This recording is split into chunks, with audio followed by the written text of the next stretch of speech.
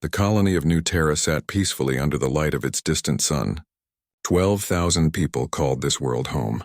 They were farmers who worked the rich soil and miners who dug minerals from nearby asteroids. There were teachers who educated the children and engineers who kept the machines running.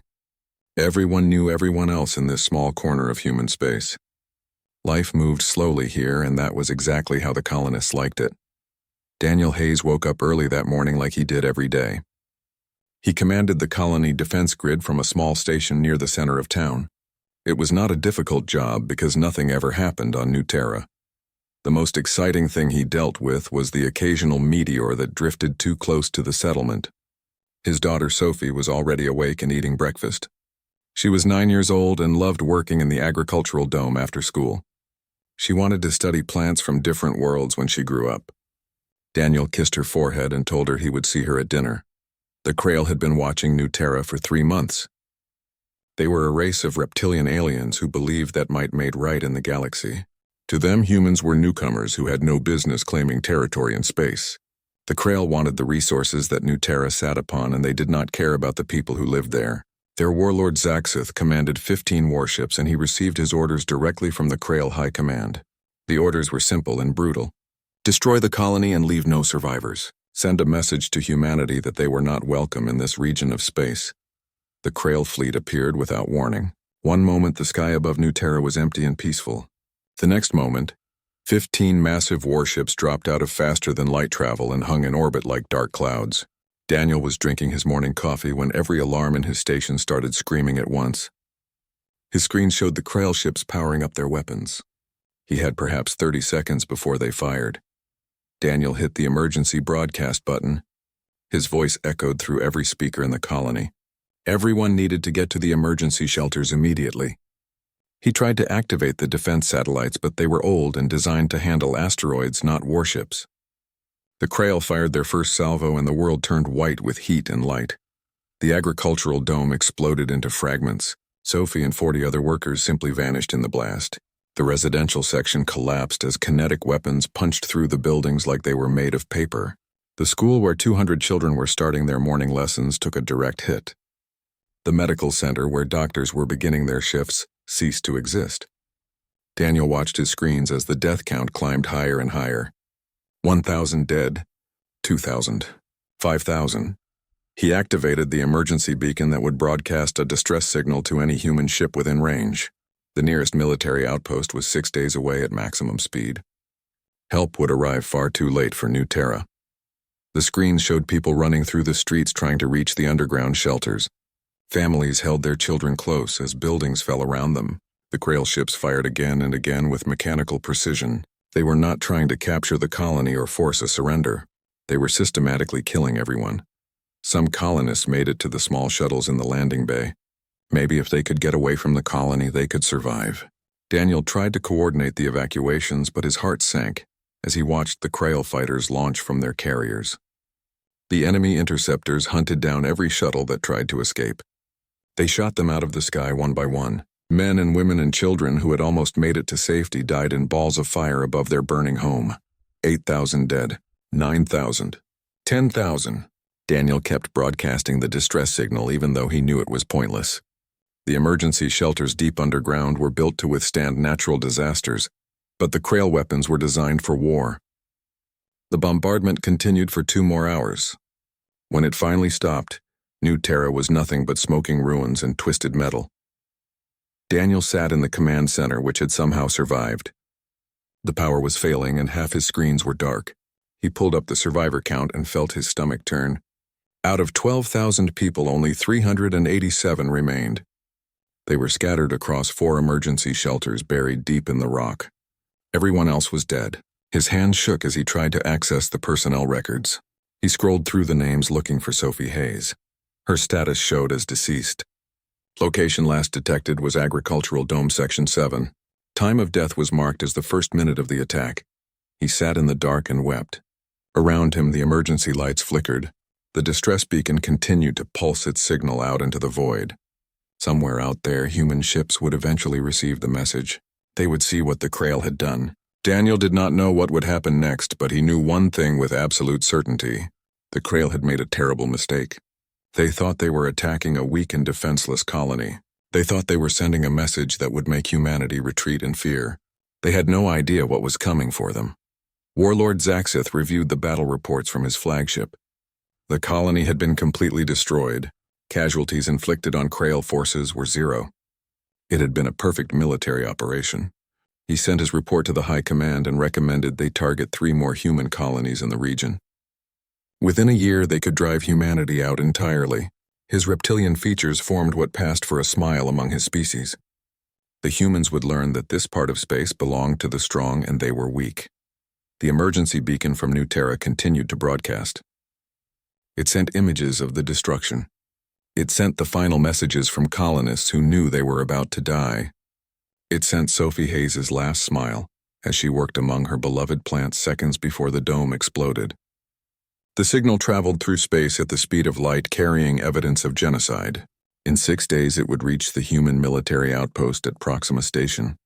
In 7 days, every human fleet commander in known space would see what had happened. The Krail thought they had won a victory. They had actually just signed their own death warrant. Admiral Jack Murphy was reviewing fleet maintenance reports when the priority alert came through.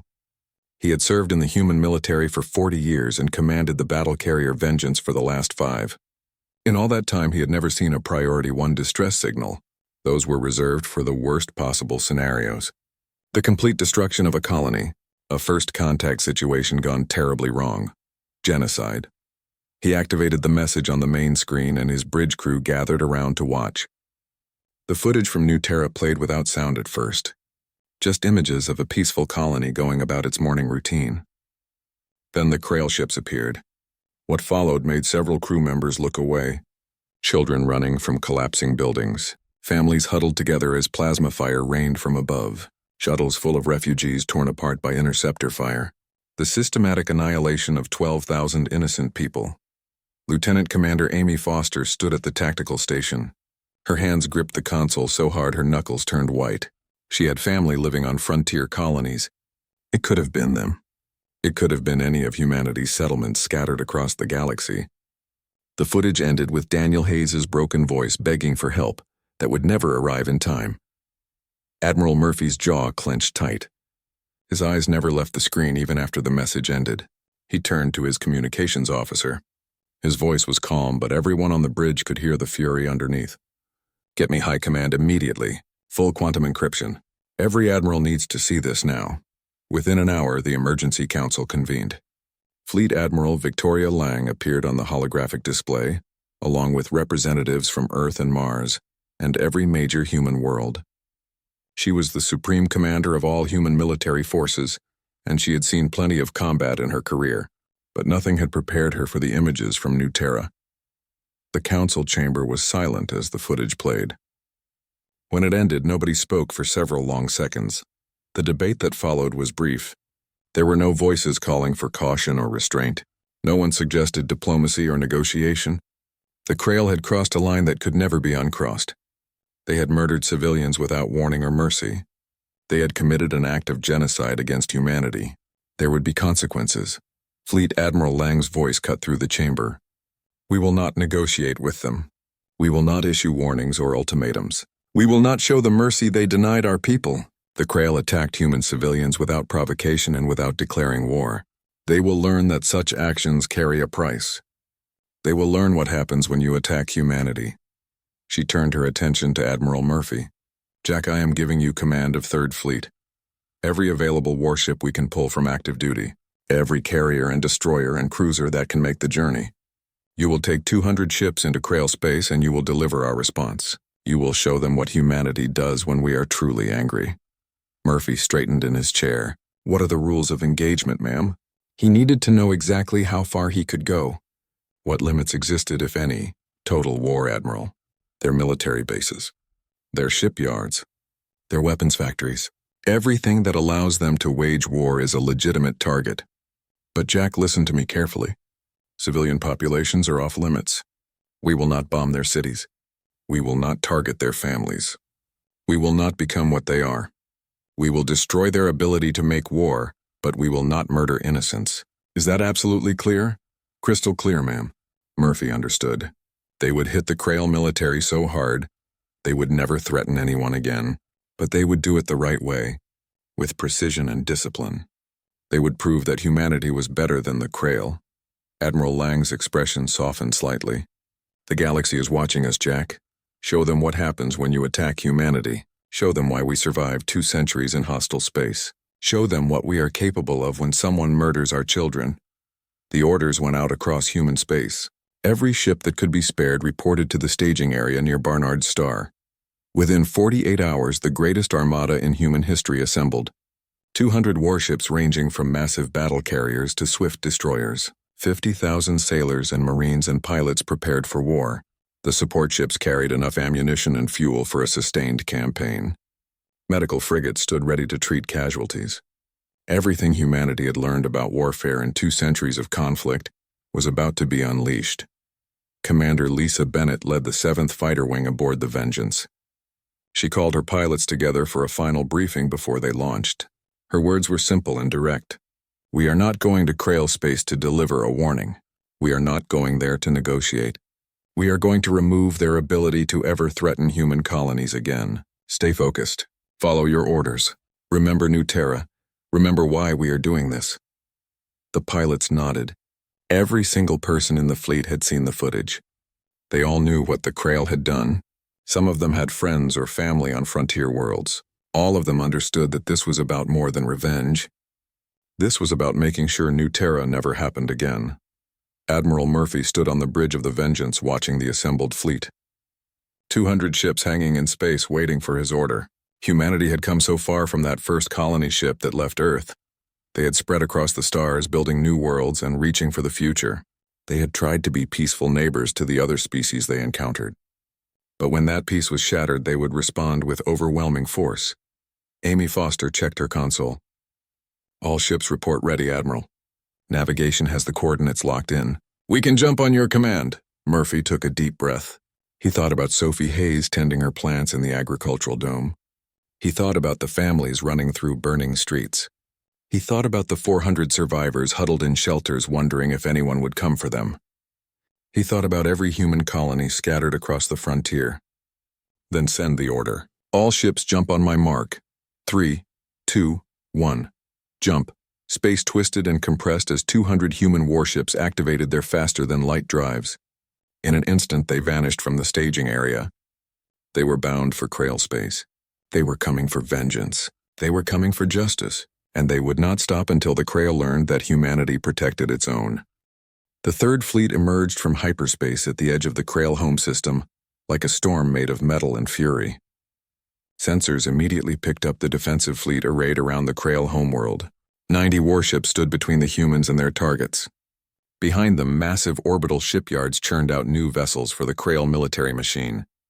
Defense stations bristled with weapons. The Krail had prepared for this moment even if they did not expect it to come so soon. Warlord Zaxith was aboard his flagship when the alarms began screaming. His reptilian eyes widened as the sensor readings came in. 200 human ships. More firepower than the Krail had ever faced in one battle. He had expected maybe 50 ships at most. A punitive expedition that his fleet could defeat or at least hold off long enough for reinforcements to arrive.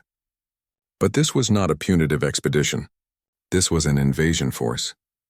Admiral Murphy studied the tactical display on the bridge of the Vengeance. He could see every enemy ship and station marked in red.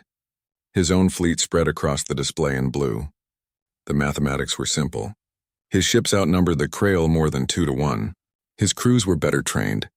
His technology was superior. But the Krail held the defensive position and they would fight with everything they had because their homeworld stood behind them. All ships implement Battle Formation Omega. Fighter squadrons launch on my mark. Target priority is the shipyards first, then the defense stations, then their fleet. The Admiral's voice was calm and professional. He had fought enough battles to know that panic killed more people than enemy fire. His orders needed to be clear and his demeanor needed to be steady.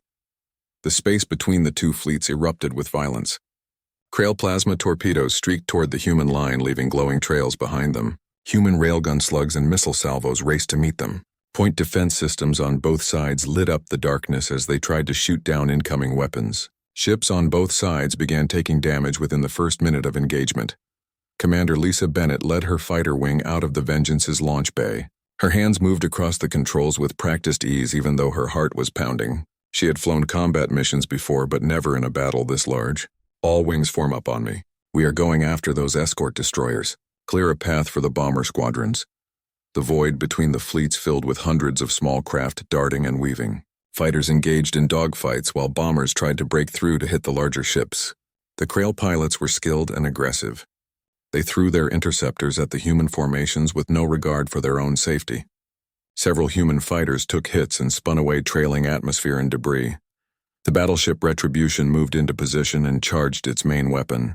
The siege dreadnought carried a compressed matter accelerator that could punch through almost any shield. The weapon fired, and a slug accelerated to a fraction of light speed crossed the distance to a Krail battlecruiser in less than a second. The impact was devastating. The slug tore through the enemy ship's shields like they were made of tissue paper. The battlecruiser broke in half and exploded in a brilliant flash. Target destroyed. Recharging main gun. Lieutenant Kyle Sanders reported from his weapons station. Around him, the Retribution's crew worked with mechanical efficiency. Load the next round. Adjust firing solution. Lock onto the next target. They had trained for this their entire careers, but the Krail were not defenseless. A squadron of their heavy fighters broke through the screen and made a run at the carrier Defiance. Their plasma cannons scored direct hits on the carrier's hull. 2 decks breached and vented into space. Captain Emma Stone felt her ship shudder under the impacts. Seal those compartments. Damage control teams move now. And somebody get those fighters off my hull before they cripple us. The battle raged for 6 brutal hours. Ships on both sides were destroyed or crippled. Crews fought fires and repaired damage while the weapons kept firing.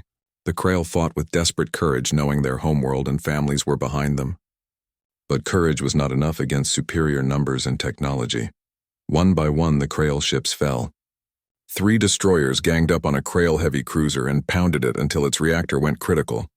A human missile cruiser launched a full salvo that overwhelmed a Krail carrier's defenses and reduced it to floating wreckage. The human fleet's coordinated tactics slowly ground down the Krail defense.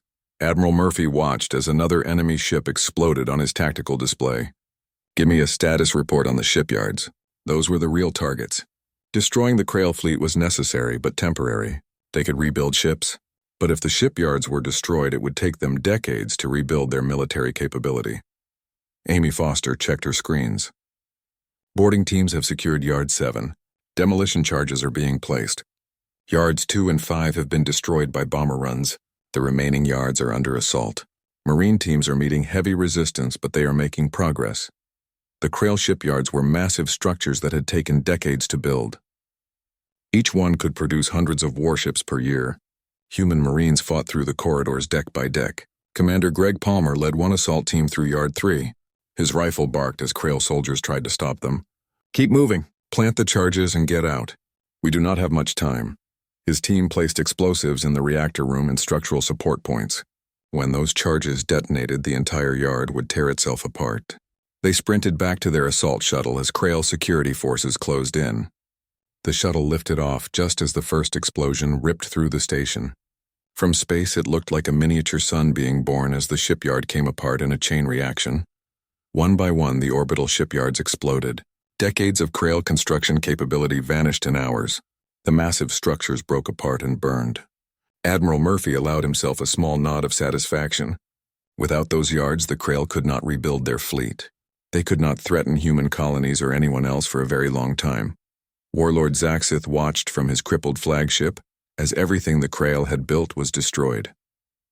His ship was venting atmosphere. Half his crew was dead. His weapons were offline. Around him, the pride of the Krail military burned and died. He had underestimated the humans catastrophically. He had thought they were weak newcomers to the galaxy. He had been terribly wrong. All remaining ships fall back to planetary orbit. We cannot stop them here. His voice was defeated. The handful of Krail ships still capable of moving began to retreat. But Admiral Murphy was not finished. All ships pursue. I want their military capability completely eliminated. Do not let them regroup. The human fleet surged forward. The Krail retreat turned into a rout. Ships that tried to surrender were boarded and their crews taken prisoner. Ships that tried to fight were destroyed without mercy. By the time the battle finally ended, the Krail had lost 90% of their fleet and all of their major shipyards. Bodies floated in space by the thousands. Wreckage from dozens of ships created a debris field that would take years to clear. The Krail home system looked like it had been hit by a natural disaster. But this was not natural. This was what happened when humanity went to war. Warlord Zaxith found himself pulled from the wreckage of his flagship by human marines. They were not gentle, but they were not brutal either. They secured him with restraints and transported him to the Vengeance along with other surviving Krail officers. He expected to be executed immediately. That was what the Krail would have done. But the humans had different plans. He was brought to a conference room that had been converted into a tribunal. Admiral Murphy sat across a table flanked by legal officers and human officials. The room was simple and functional. No theatrics, no torture equipment, just a table and chairs and recording devices. Zaxith realized these humans actually intended to give him some form of trial. Warlord Zaxith, you are charged with genocide against the civilian population of New Terra. 12,000 unarmed men and women and children murdered in an unprovoked attack on a peaceful colony. How do you answer these charges? Murphy's voice was cold and formal. This was not a conversation between warriors. This was a legal proceeding. I followed the orders of the Krail High Command. New Terra was built on territory we claimed. They were trespassers. Zaxith's response was automatic. He had done his duty as a Krail officer. He felt no personal guilt for following orders. They were civilians. Amy Foster leaned forward from her position beside the Admiral. Farmers, teachers, children who had nothing to do with territorial disputes. They had no weapons and no way to defend themselves. You bombarded them from orbit and then you hunted down those who tried to flee. That is not warfare. That is mass murder. Murphy pulled up the footage from New Terra on a display screen. He forced Zaxith to watch. The warlord's reptilian features remained impassive at first, but as the footage continued, something changed in his expression. He saw families burning. He saw children running from collapsing buildings. He saw the agricultural dome where Sophie Hayes died. For the first time in his military career, Zaxith felt something he had never experienced before. Shame. The door opened, and Daniel Hayes entered, supported by medical staff. The survivor from New Terra had been brought specifically for this moment. Burns covered half his body, still healing from the attack. His eyes held more pain than any amount of anger could contain. He looked at Zaxith, and his voice came out barely above a whisper. You took everything from us. My daughter was 9 years old. She wanted to study plants from different worlds. She spent hours in the gardens every day cataloging every species she could find. What threat did she pose to your dominion? What military target was she? Daniel's hands shook as he spoke. Tell me, Warlord, how does killing a child who loves plants advance your strategic goals? Zaxith had no answer. He had never thought about the individuals he killed. They were just numbers in a battle report. Enemy casualties. But seeing this broken father standing before him made them real. They had been people with dreams and families and futures, and he had erased all of that in 2 hours of bombardment. Admiral Murphy continued. The human species has a long history of warfare.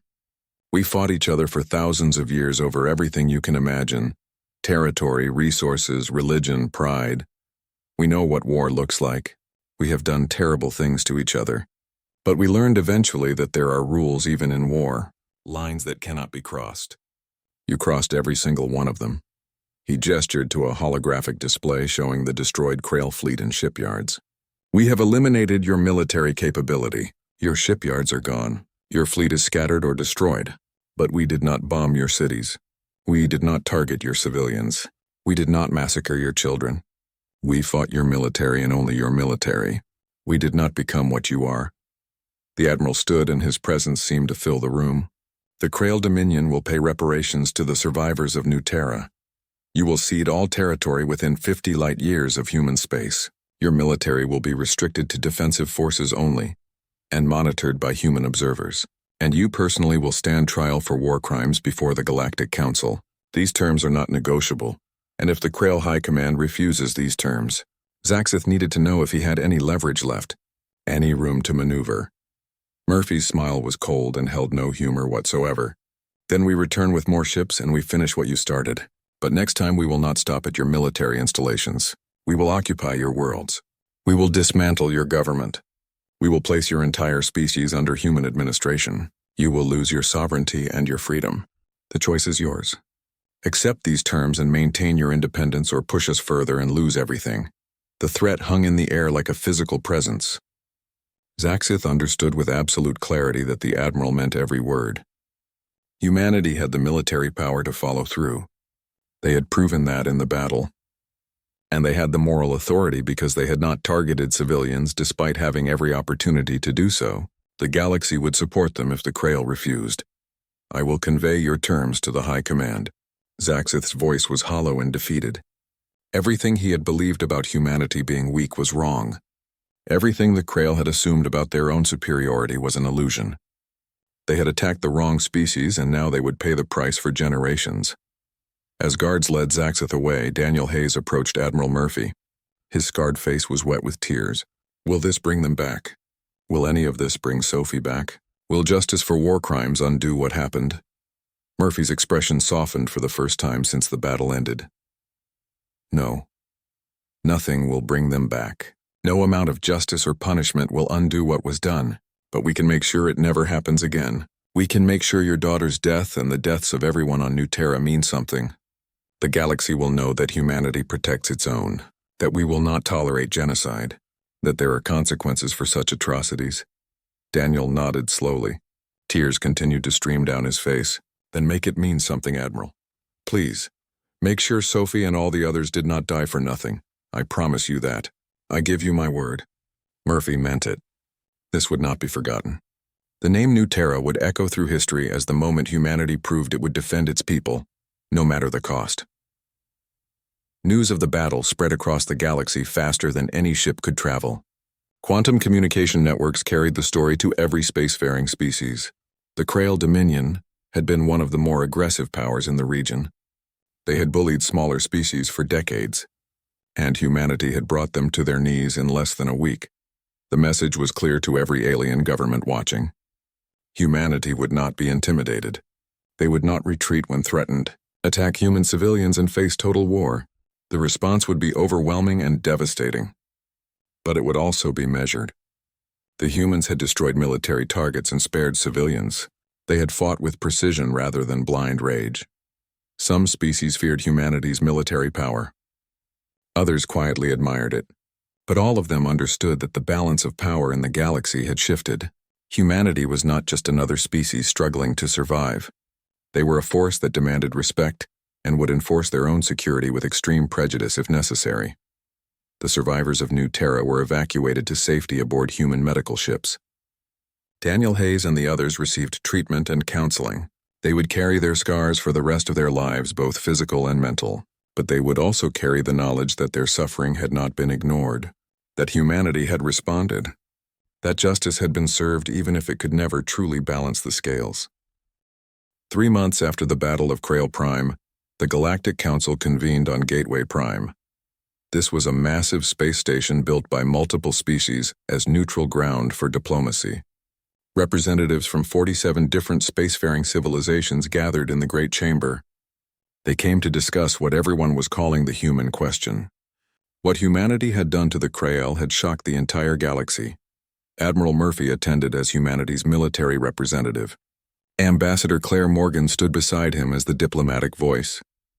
They both knew that humanity's future relationship with the rest of the galaxy would be determined in this chamber. Some species wanted humanity punished for their aggressive response. Others wanted humanity as an ally. Most were simply afraid. The Varathian Chancellor spoke first through his translation device.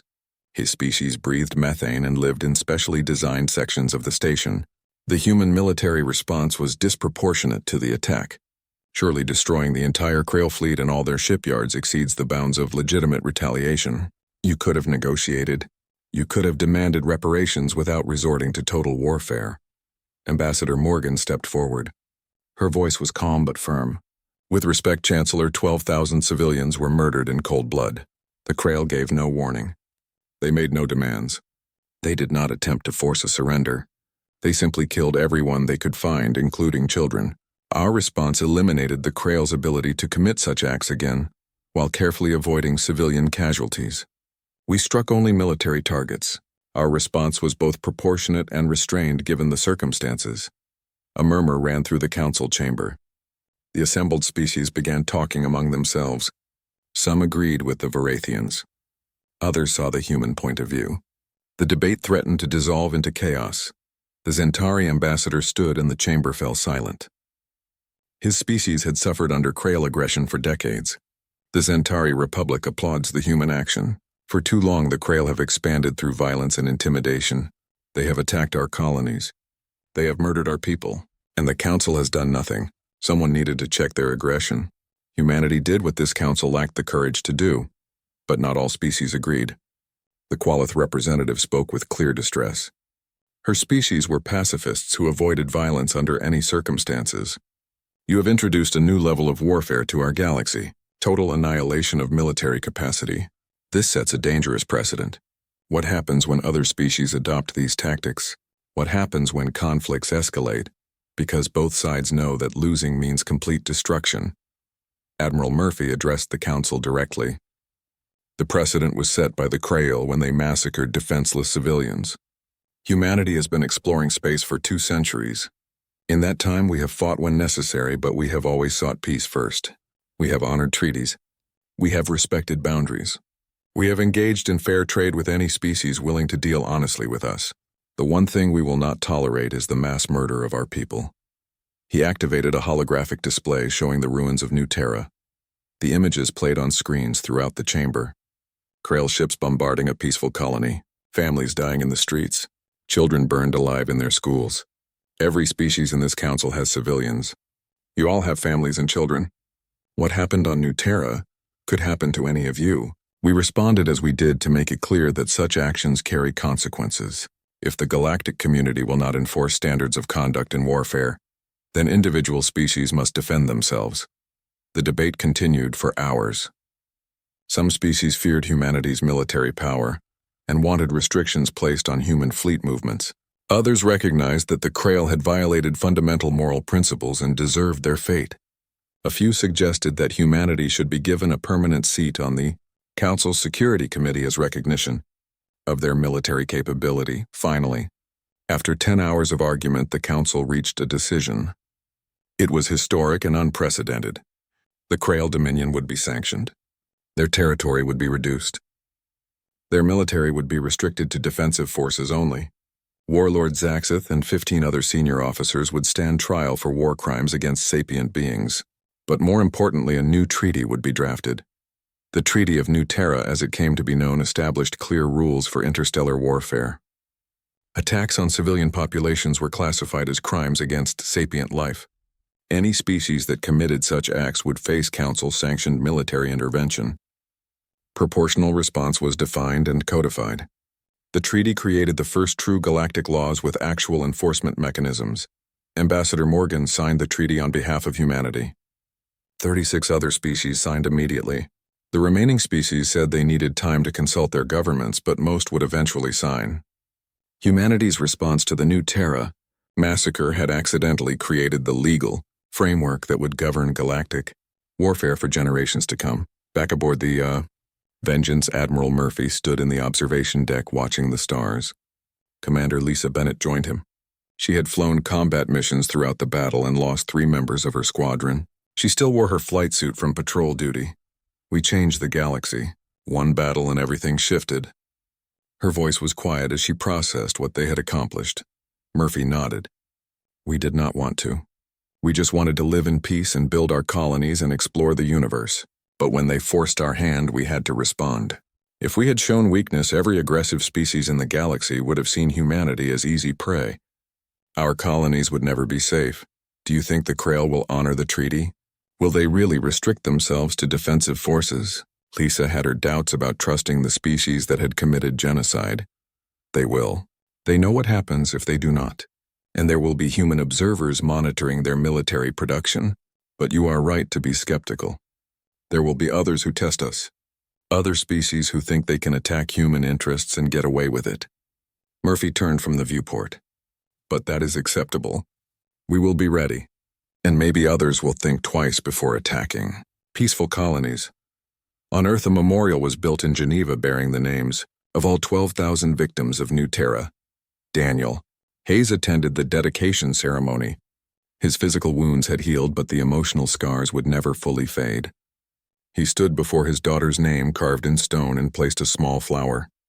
It was a hybrid species Sophie had helped develop in the New Terra Gardens. One of the few things that survived the massacre. The Admiral kept his promise, Sophie. What happened to you meant something. It changed the galaxy. No more colonies will be wiped out without warning. They made sure of that. Daniel's voice cracked as he spoke to the stone.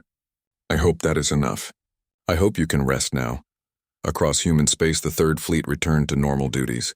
The ships were honored in ceremonies on every major world. Veterans of the Battle of Krail Prime were celebrated as heroes. Songs were written about the battle. The engagement entered military academies as a textbook example of coordinated fleet action. But those who had actually fought remembered the reality, the burning ships, the friends who did not come home, the weight of taking lives even in a just cause.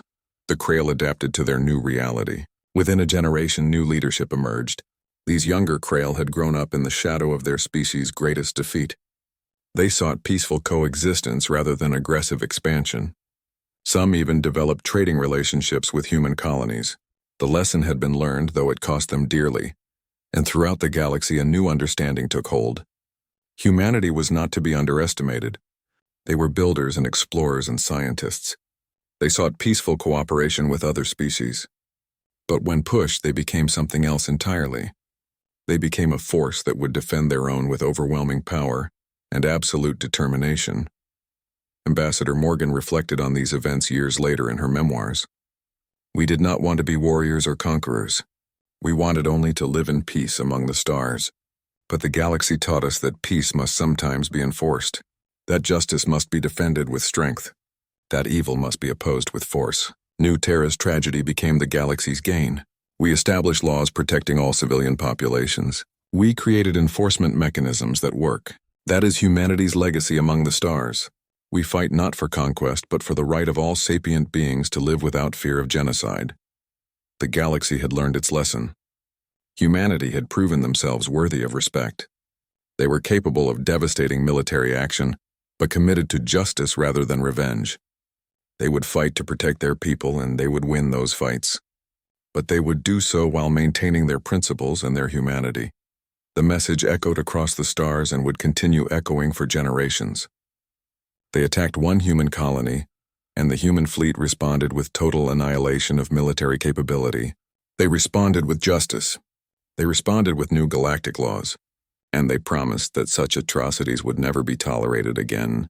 That promise held weight because everyone had seen what happened when it was broken. New Terra would be remembered. The 12,000 dead would not be forgotten. And humanity would may